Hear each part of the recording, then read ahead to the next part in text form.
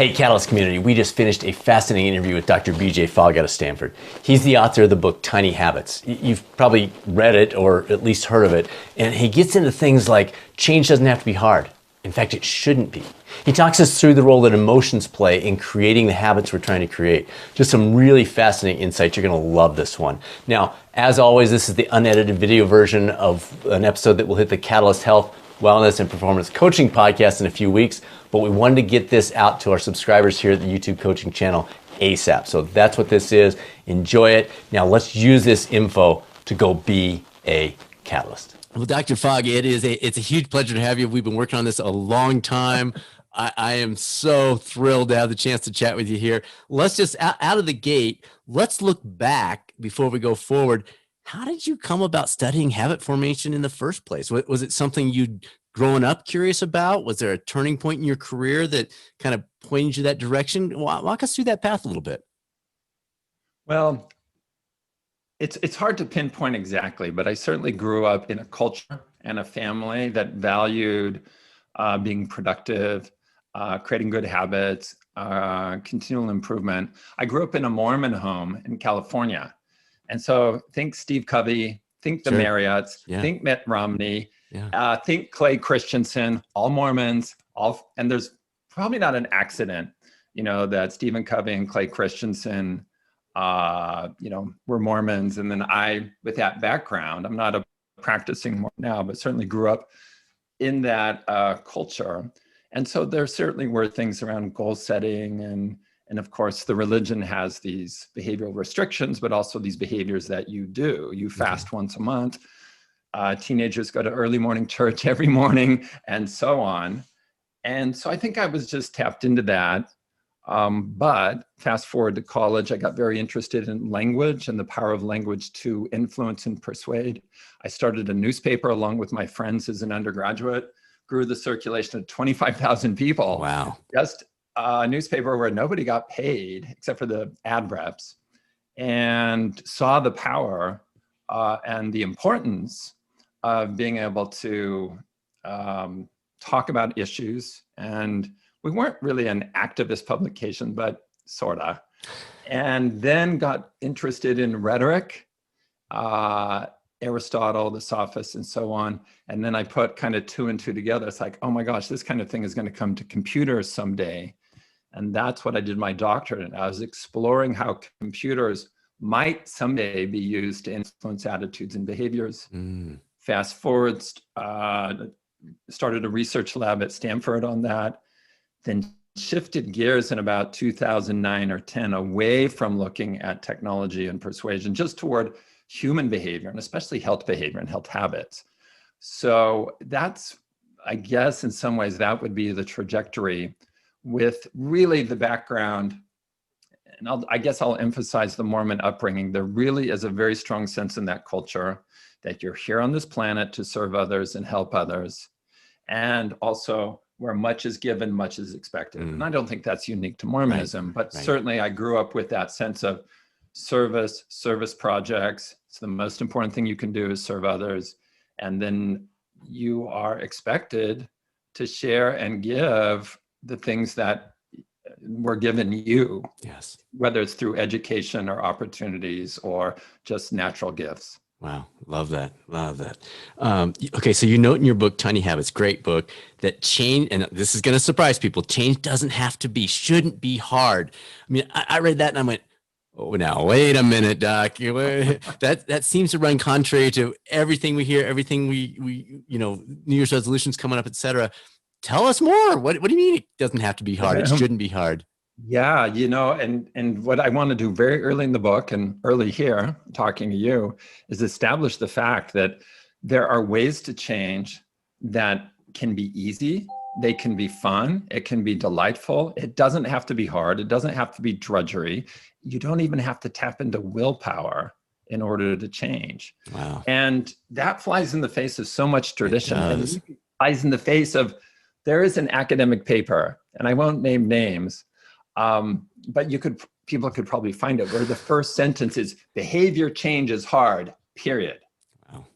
That's sometimes true, but not entirely true. Right. We change our behavior all the time that's not hard. So certain types of behavior change are hard, yes. But there are types of change and ways to change that are not hard.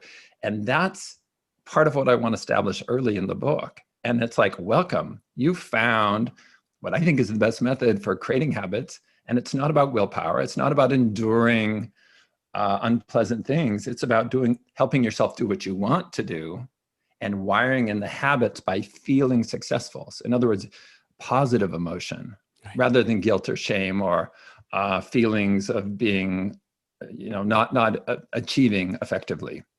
Now, you started off talking about your upbringing and some of the things with that. Maybe not in your household or your church specifically, but oftentimes there is guilt, there is shame tied to those expectations. Do you want to walk us down that path at all or chase that rabbit trail a little bit? Well, let me just share one example. I was probably about 11 or 12. And I remember my dad coming in and saying, okay, well, what are your goals for this year? And what's your 5-year plan?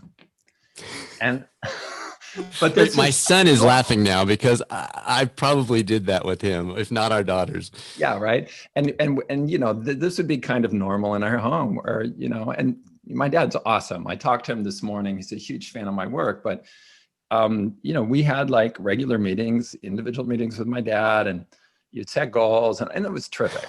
But that. I guess I just had it up to here with that kind of stuff. And I said, Dad, this year I have one goal, just one goal, and it's not to have any goals. I'm hearing my 3 kids all saying that right now. So you're 11 at the time. I was young. God. I was young. That's so funny. And I wasn't like a cranky teenager or whatever. I was just like exhausted with this continual self-improvement thing, I guess. And really there was this, and I think it hurt me later. There's so many things that helped me in that regard, but it hurt me later to always feel like I had to be constantly improving. And within Mormonism, there is a concept of perfection, that you're working toward becoming perfect. That really caught up to me, I think, as an undergraduate, and realizing I would never reach that ideal. And I think I ended up in therapy because of that. Interesting. In part because of that. Now I'm over that very much, and I embrace imperfections. And I think that's how you really learn and grow. And in the Tiny Habits method, you don't have to be perfect. That's part of it. You're discovering what works for you. And if it works, you keep going. If it doesn't, you redesign it. And if you find you actually don't want the habit, you just set it aside. None of those things were things that were taught to me. I was taught in the traditional way: set a goal, track it daily, never fail, and then raise the bar. Right. I do not advocate any of those things today. I do not advocate goal setting. I do not advocate perfection. I do not advocate tracking. If it helps you, do it. But those things are optional. They're not required to change your behavior or change your life. They're optional. Very interesting. Okay, so I'm going to skip one of the questions I'd planned because I want to dive into this further. You talk about the importance of picking a goal that's important to you personally versus, as we just talked about, something you feel obligated to do. Yeah. That really resonates with the coaches listening to this. Why is that so important? Yeah, it's one of the key ideas for my book. And if people don't read my book, remember this sentence. Coaches, what you want to do is help people do what they already want to do.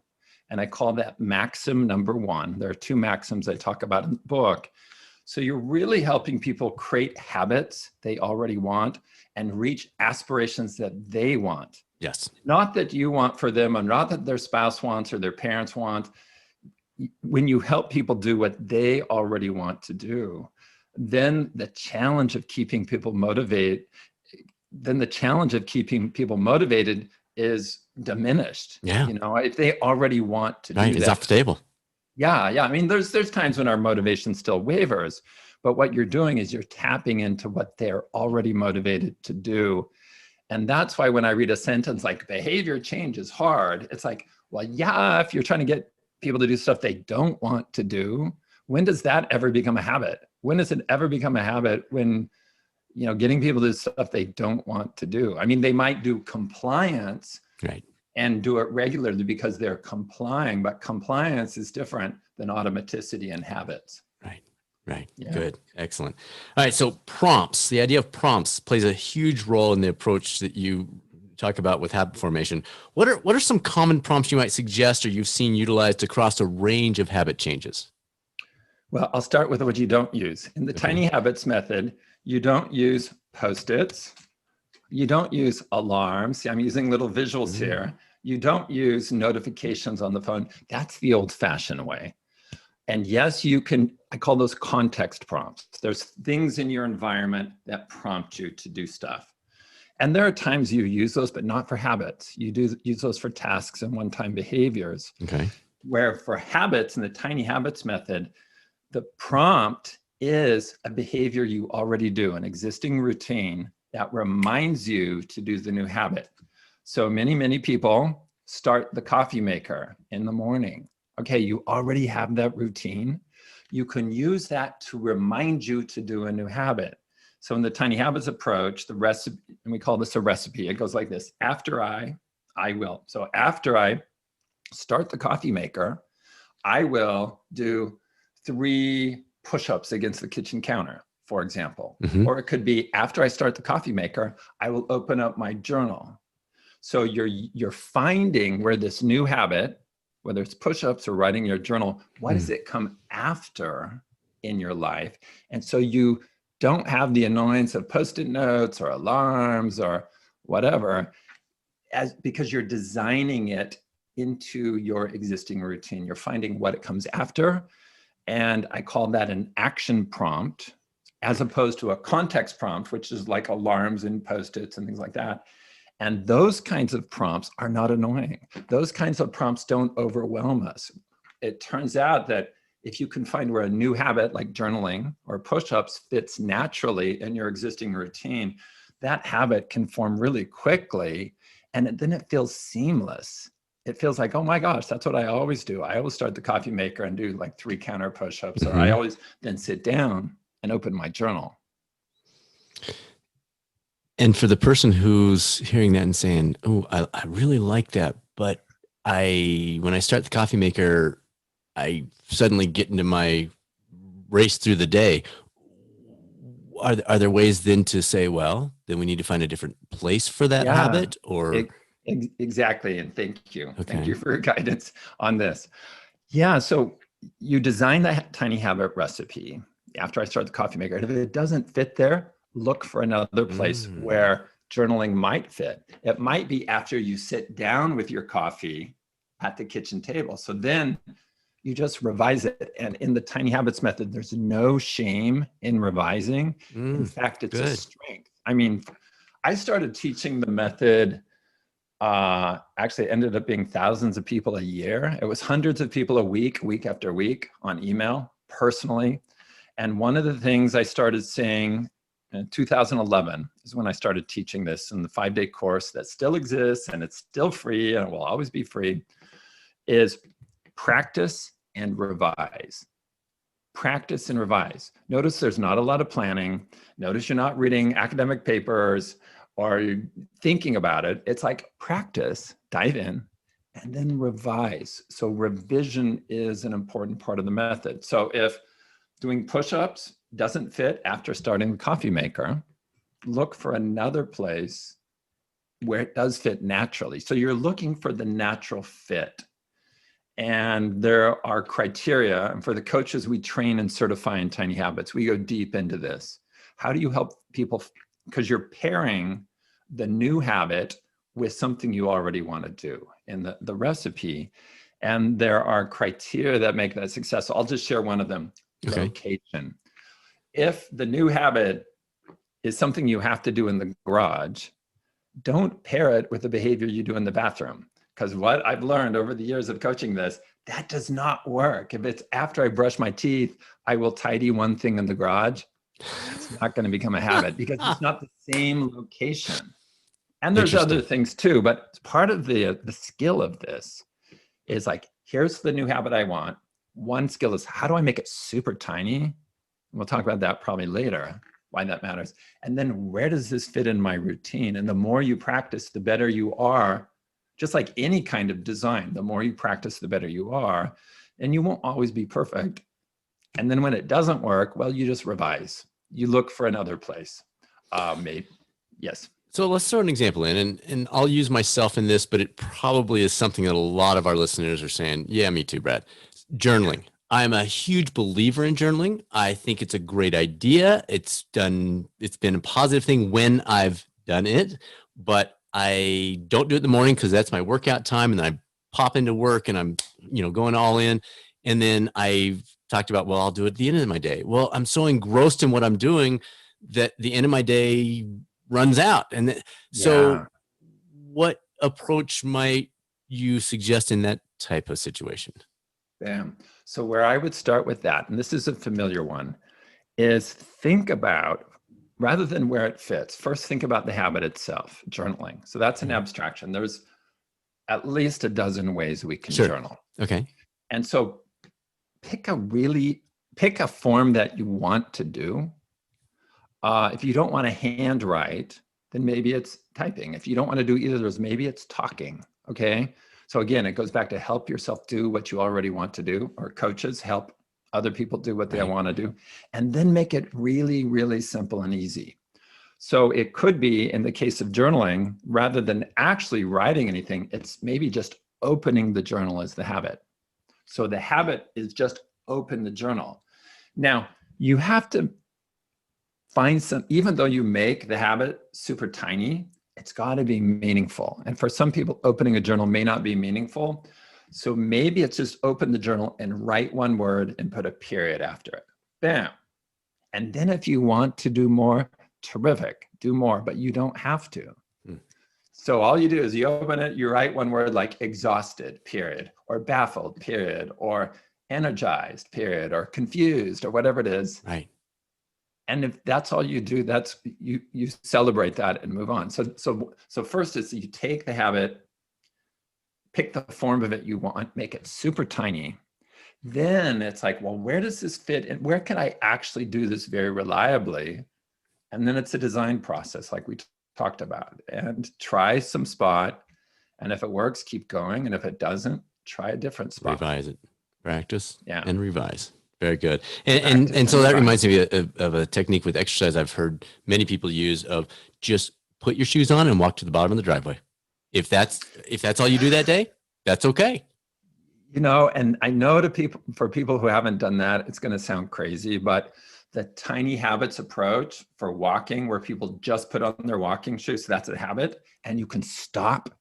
You don't have to walk. Right. You're not committing to a mile. So many people think, well, that's not helpful. Well, guess what? The people who have done it, so many people report to me, it's like, oh my gosh, it totally worked. Because once I had my shoes on, of course I'm going walking, So, but if they thought I have to go walk for 30 minutes or an hour, they'd say, can't do it today. So it's almost like either you're tricking yourself into the bigger behavior or you're baby stepping yourself. It's probably both. Some combination. Yeah, absolutely. All right. So let's go the other end now. The old saying, go big or go home, or the big, hairy, audacious goal, that kind of flies in the face of what you're talking about. Do you get pushback about, well, Dr. Fogg, I need it to be a big goal, or I'm just not motivated to do this thing? Yes and no. I get pushback from people that are inexperienced in changing behavior. I get warm embraces through email these days from people who are experienced either in changing their own behavior or others. People, in some ways, I guess, because here's this, behavior scientist from Stanford saying the go big or go home thing is unreliable. Don't try it. Somehow, I think they go, oh my gosh, somebody finally said it. Someone finally said it. Now, there are times when you go big. There are times when you stretch yourself, but those are special times and for special things. But as a regular practice to make progress on bringing habits into your life, tiny is the way to go. Tiny is how you succeed, and the tiny is how you achieve big things. So I don't want to be dismissive of the people that are inexperienced in creating habits, because that's most people in the world. And over the years, I've gotten emails from people that have said, yeah, BJ, or Dr. Fogg. I mean, people can call me BJ. I'm very casual. I need big changes in my life. So despite all this about tiny habits and all the successes, I need big change. And so I have a standard email. Whoops, I should have admitted that. But I have a reply that basically says, look, the way that you get to big changes is through these tiny changes. That's how you get to the big.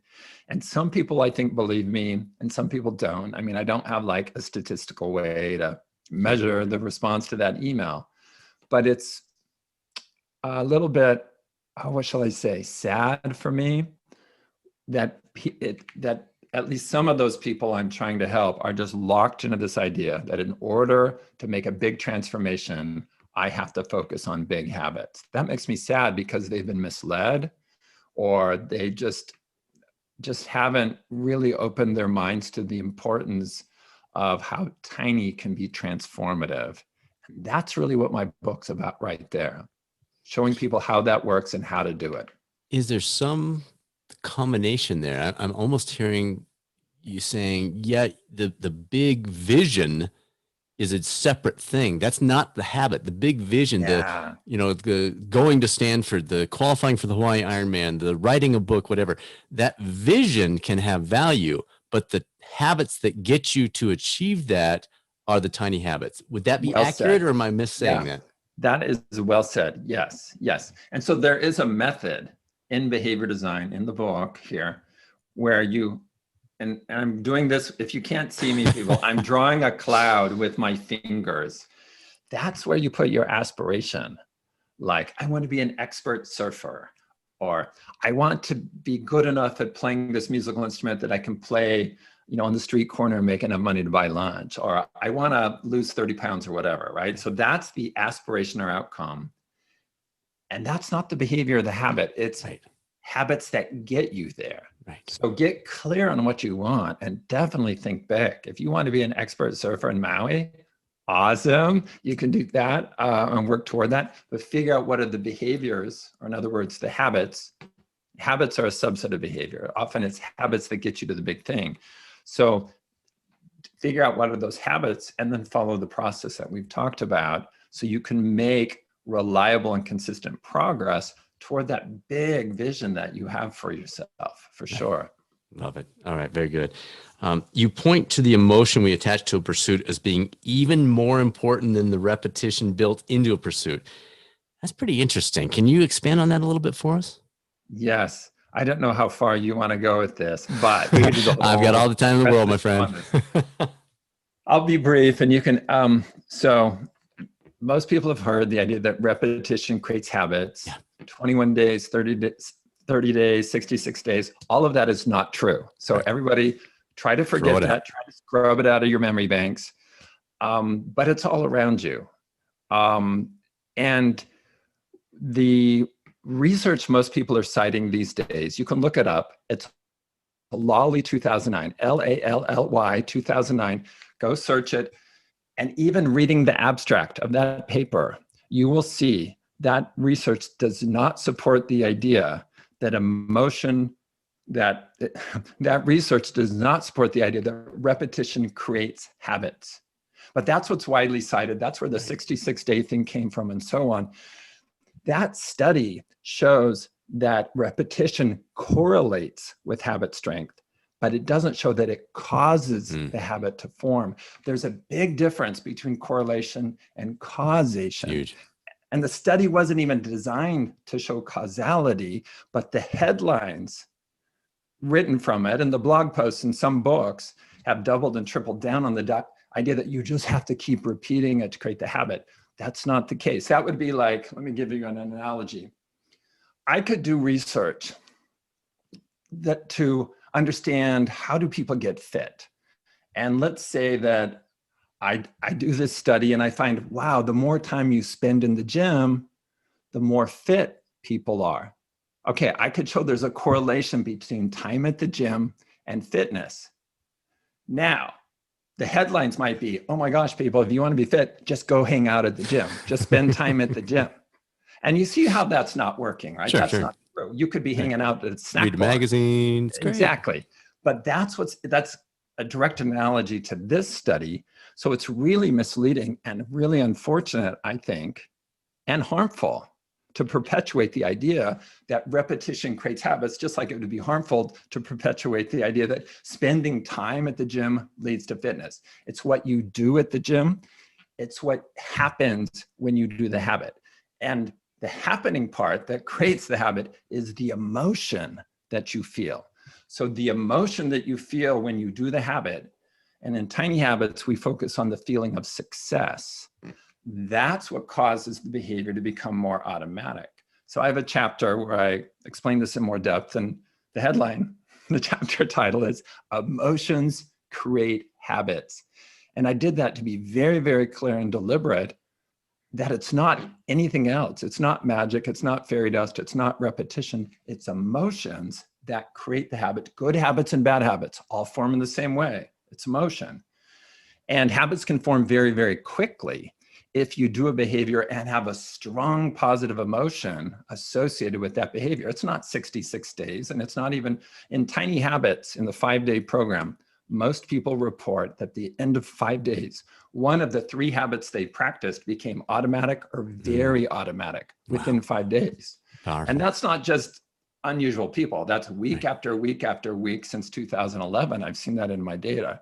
So what we're trying to help people get good at, and you as coaches and advisors and so on, what you're really doing when you're helping people create habits, if you want them to wire in the habit, help them feel successful. That's maxim number 2. So maxim number 1 was help people do what they already want to do. Maxim number 2 is help people feel successful, because it helps wire in the habit and it also increases their motivation. But we'll set that aside for now. The role of emotions in this context of behavior change is to help wire the habit in so you do it more automatically. And if you're really good at feeling a positive emotion, and there's ways to hack that. So part of the book is teaching people how do you hack that emotion so you can become like so you can have superpowers in creating habits. So if you're good at that, you can wire in habits very quickly. Could you give us a simple example of that? Well, I'll give an example that happened quite naturally. Here on our lanai, I'm in Maui, so the surfing example wasn't random. I'm here not becoming an expert surfer, but just enjoying surfing. We first bought these hardware chairs. We first bought these chairs from the hardware store from Lanai, and they were okay. But then one day I got this chair that sort of rocks, and I like rocking. I like movement. I guess I, like the feeling of, I don't know, being on the ocean or something. And I put the chair in the lanai, I sat down, I was like, oh my gosh. It was delivering what I wanted so much better than the chair from the hardware store. And that emotion, so sitting in the chair and feeling like, oh my gosh, this is comfortable, it's got this nice movement, that was clear to me that I was being more successful achieving what I wanted in that chair. Guess how many times I sat in the Home Depot chair from then forward? Never. I'm gonna go 0, yeah. Yeah, like 0, right? Yeah. Except for when guests came over. Sure. When guests came over, I say, hey, sit in that chair. It's really nice. I'm going to sit over here. So notice that was a one and done. I do a behavior. I get this emotional response to it. And then I never make a decision again between the Home Depot chair and this other chair that had some movement to it. Huh. Okay, that makes sense. And then the final piece, and this has got to affect the emotion, is the celebration. Any tips on types of celebrations, ways to integrate those celebrations, creative ones that you've seen or you've used over the years that maybe people haven't ever thought about? Well, celebration is the term in Tiny Habits that I selected to point to something that you do that causes you to feel successful. So celebration is a technique for feeling, for causing this emotion to happen. Sometimes the celebration is built in to the product, like the chair or this pen. Say I use this pen for the first time and I love it. It's like, oh my gosh. So I don't have to do anything external or extrinsic. The use of the pen makes me go, I love this. I'm not using any of the other pens anymore. I'm just going to use this one. It's a true story. I have many of these. So sometimes, and this is often how bad habits form, you do something and you get an emotional response to it. Now, you didn't celebrate, but the emotion happened. And so that habit that you eventually would call a bad habit wires in quite automatically. Good habits and bad habits form in the same way. So in tiny habits, you don't leave the emotions to chance. You hack them through celebration. And I'm going to give you two ends of the continuum here. Okay. Some people are natural celebrators. Watch if we were having the Olympics this year. Imagine what would happen when somebody wins, the 100-meter dash. What would happen? Oh, Caleb Dressel just set the world's record today for the 100 IM. That's not the Olympics. And I didn't watch the end of the race. I watched the beginning. But I guarantee you, when he finished, there was a type of celebration. He probably hit the water, raised his hands over the head, and so on. So watch athletes. They're natural celebrators. What I'm hypothesizing that they've done that naturally since they were kids. And because they were able to celebrate or feel successful with that three-point shot, that putt, that drive, that swim, whatever it was, that they were able to signal to their brain, oh my gosh, let's make that more automatic. So when I'm in the clutch, I don't have to think about the three-pointer. It's just automatic. So that's on one end of the spectrum, is people that are natural celebrators.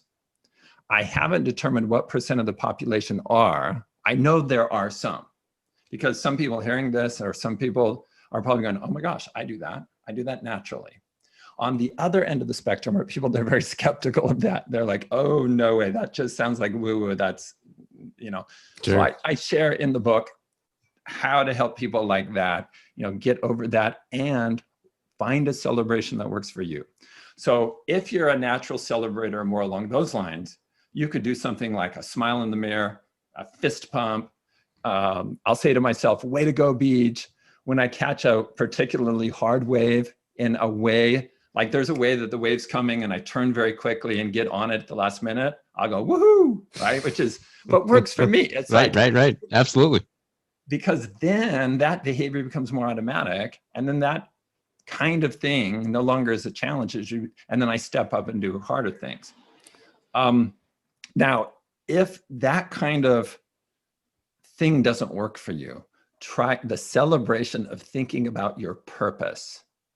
So just actively, so as you pour a glass of water, say you want to hydrate more, and the tiny version of that is just pour a glass of water. As you're filling the glass of water, think, how is hydration helping you achieve a super important purpose in your life, like your life's purpose? I think my life's purpose is to discover how behavior works and teach people that so they can be happier and healthier. So if I had that in mind as I was pouring a glass of water, I would connect, wow, this hydration is going to give me energy, and it's going to give me stamina, and it's going to keep me healthier so I can be more effective at discovering how behavior works and teaching it. So connecting the behavior with my higher purpose. Notice that's also a form of feeling successful. Right. By doing this, I'm succeeding in my higher purpose. So that's on, for people that are skeptical about going woohoo or whatever, try connecting your purpose with the habit and actively think of it. Now, once the habit wires in, once pouring the water or doing the counter push-ups or opening the journal wires in, you no longer have to celebrate it. The emotion is to lock the, I think of it as, I used to work in fiberglass, and there's kind of a fixer. You pour in the fixer and it solidifies. That's what you're doing with this. That's what you're doing with emotions, is you're wiring in the habit. And once it's wired in, it doesn't hurt you to celebrate, but it's no longer, the habit's now automatic, so you don't have to do it anymore. Yeah. Right. Okay, good. That's helpful. All right. If you were to add a new chapter to the book, what would you cover now? Knowing what you know, what you've learned since it went to publication. Tiny habits for kids. Ooh. Tiny habits for kids. Ooh. And, and then I'm split. I'm split in two ways, I have to admit. Tiny habits for kids, but also the book, even though it's been recognized as like best business book of the year in a few ways, it wasn't written to be a business book. But yes, thank you, editors and people who selected it, because it's very, very helpful in business. Yeah. But there'd probably be, and there is a chapter you can get on, there's a special business chapter. You can find how to get it in the book. But I think I'm torn between the business and the kids. I would actually choose kids, because we've started doing a special community called Tiny Habits for Kids. It's really for parents and teachers and coaches who want to help kids create habits. And we're building that community, and that's just going really well. And the stories, oh, wow. I was reading one last night, and she was talking about her daughter that had some physical disabilities, and they were doing the stuff in the Tiny Habits book, and they're reading it together. And they had a transformative experience in understanding. She had understanding her child better, and how to help her better, and how to help her move forward despite her challenges. So I just think there's just so much need out there. So if I have to trade off business for kids, I think my heart would probably go to Tiny Habits for Kids. So we are investing that way. And that would be the chapter that I would add, but maybe coming soon to a bookstore near you or an online retailer is a book along those lines. Beautiful. Well, we can look forward to that. So I love that, because you think of the cumulative effect, the compounding effect, if you will, of someone. Our daughter's a 5th grade teacher. So the impact that she has on these kids at age, 10, 11, 9, somewhere in there, it's life changing. Like, she is impacting their lives because she's catching them so early. And you're saying the same thing, as you help them make those changes at age 10, at age 12, at 15. The cumulative effect is so huge.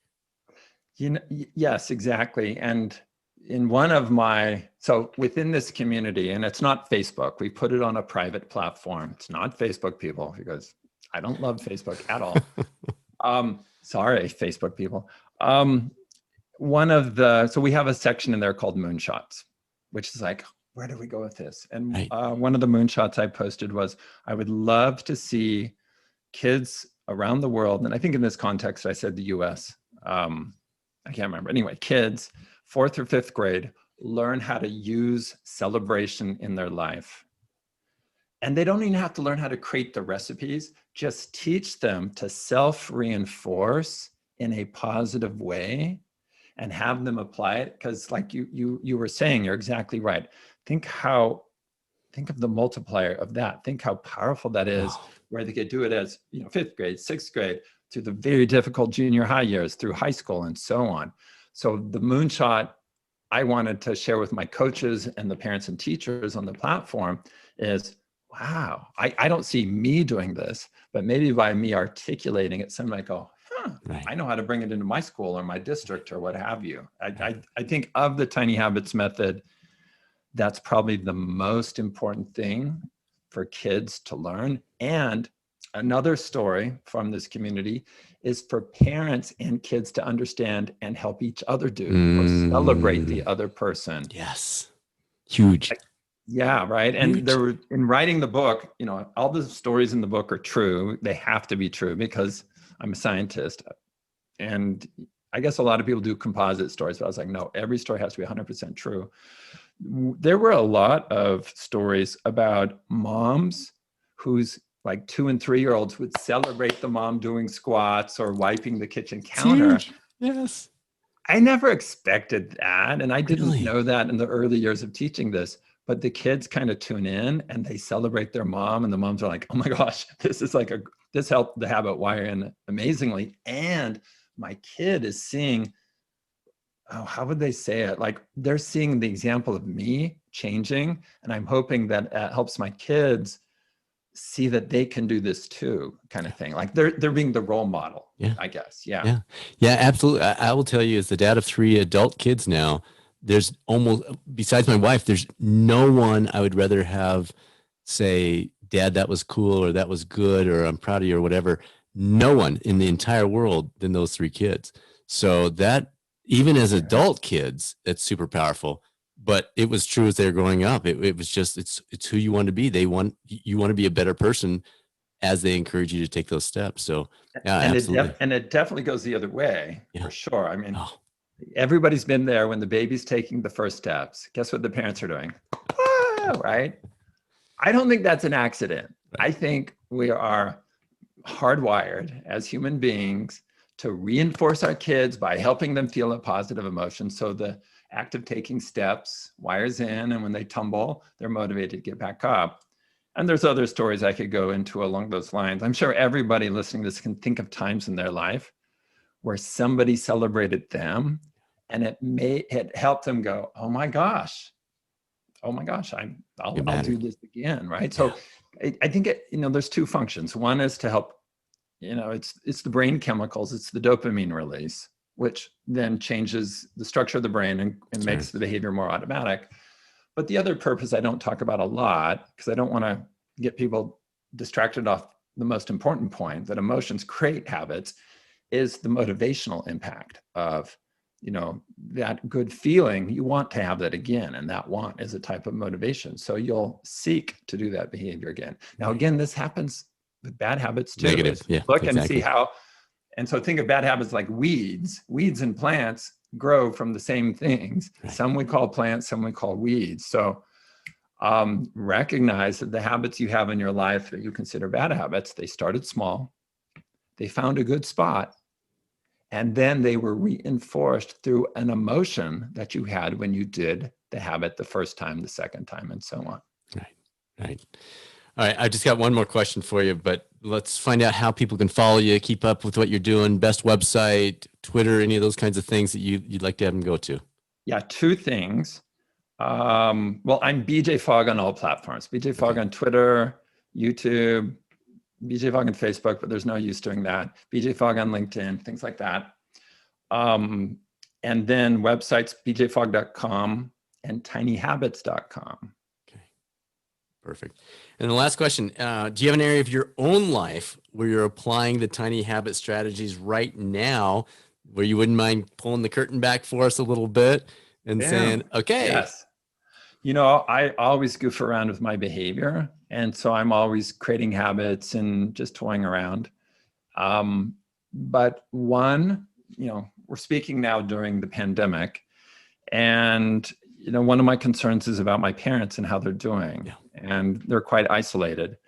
So what I started doing was, I created the tiny habit recipe. So this is after I surf in the mornings. I pull onto the road coming back home. So after I get on the road, I will call my parents. And at the beginning of that, I thought, well, I've called my parents maybe a couple times a week, but now it's every day. And and it totally worked. And now it's kind of built into their schedules as well. And the overall impact of that is much bigger than I expected, in terms of me feeling like I'm helping them during this important time or difficult time, in terms of me understanding what their issues are, me being able to follow up, like, how'd this go? How'd that go? My mom had eye surgery, things like that. And then the surprise was how welcome my phone calls were. I guess I didn't realize it would be. And then also how much they're actually really interested in the nitty-gritty and even boring things of my life. And that's just terrific. So just, rather than just thinking, I should call my parents more, or it'd be nice to understand how my parents are doing, just turn it into a habit and do it. Yeah. And I'll give another simple example. This whiteboard I have behind me, it's actually a screen, and it's the back side of the screen. And I'd write on this, and when the ink dries, it's very hard to get off. So it was just last week, and I'd have to go to my partner, who's really good at cleaning, and say, Denny, can you make my blackboard white again? Which is lame, right? Because I didn't want to be dependent on him. And, so what I realized is, if I erase it right away, I think this is wet enough, then I can do it myself. So now the habit is, as soon as I'm done teaching, and I teach, this is my Zoom room. I have a whole room set up for Zoom. Sure. As soon as I turn off the camera and turn off the light, after I turn off the light, I erase the board. Now, I know that sounds kind of small and obvious, but I had not wired it in as a habit Right. over the months and months. Now that it's a habit, I feel like I'm more in control of the space where I used to teach and share. And it's simple, but it ends up being not life-changing, Sure. but it just it just helps me move No, that's a forward and great not get example. frustrated. Yeah. Yeah. That's beautiful. Great stuff. Thanks for pulling the curtain back for us. Dr. Fogg, this was awesome. Thank you for doing this. We've been talking about this for, again, almost 2 years now. Really appreciate you making this happen with your schedule, and very valuable time. Well, thank you. Terrific questions. And hey, everybody, we can help people be happier and healthier. And let's do it in the best way, in the most life-affirming, positive way. And we help people change by feeling good. So let's do it. I'm here to help you, help others. So everybody feel free to call on me, dive into tiny habits and behavior design, and let's help people, stop the culture of shame and trash talk and guilt and move to one of shine and happiness. And then that radiates to other people. That's what my research shows. When people feel successful in creating these habits, then there's ripple effects out. And I think we can do that. And that's kind of what we're all here for. So that's pretty cool. Let's go off and do awesome things. I love it. I love it. Thank you so much.